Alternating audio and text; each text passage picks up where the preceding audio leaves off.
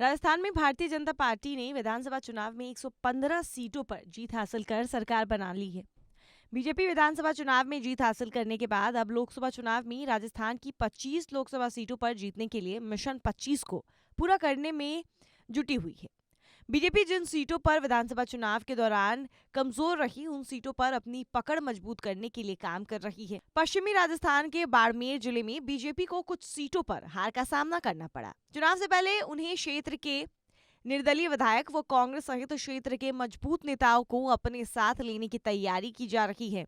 विधानसभा चुनावों के दौरान बाड़मेर की हॉट सीट शिव विधानसभा सीट पर बीजेपी के प्रत्याशी की जमानत जब्त की गई थी। बाड़मेर की शिव विधानसभा सीट से स्वरूप सिंह खारा, रविंद्र सिंह भाटी सहित अन्य लोगों ने बीजेपी से टिकट की मांग की थी। बीजेपी के स्वरूप सिंह खारा को अपना प्रत्याशी बनाया गया। इस दौरान रविंद्र सिंह भाटी ने निर्दलीय उम्मीदवार के तौर पर मैदान में उतर गए। इस सीट पर बीजेपी के प्रत्याशी की जमानत जब्त हो गई थी। निर्दलीय उम्मीदवार रविंद्र सिंह भाटी चुनाव जीत गए। बीजेपी लोकसभा चुनाव से पहले उसे क्षेत्र में अपना जनाधार मजबूत करने के लिए निर्दलीय और कांग्रेस के बड़े नेताओं को अपने साथ लाने की तैयारी में है। शिव विधानसभा से बीजेपी प्रत्याशी और पूर्व जिला अध्यक्ष स्वरूप सिंह खारा ने दलित नेता उदाराम मेघवाल की मुख्यमंत्री और प्रदेश अध्यक्ष से मुलाकात करवाई गई।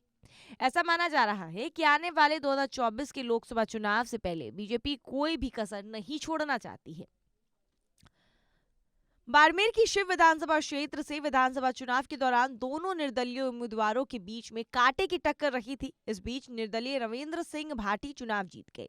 वहीं दूसरे नंबर पर कांग्रेस के बागी फतेह खान रहे थे। जानकारों की माने तो फतेह खान के पक्ष में दलित वोट बैंक को शिफ्ट करने में उदाराम मेघवाल की बड़ी भूमिका रही, क्योंकि 2018 में आरएलपी के बैनर तले इसी विधानसभा सीट से उदाराम मेघवाल खुद चुनाव लड़े थे। 50,000 से ज्यादा वोट लेकर आए थे। इसलिए बीजेपी चाहती है कि दलित वोट बैंक कांग्रेस के पास से खिसक जाए और बीजेपी के खाते में आ जाए।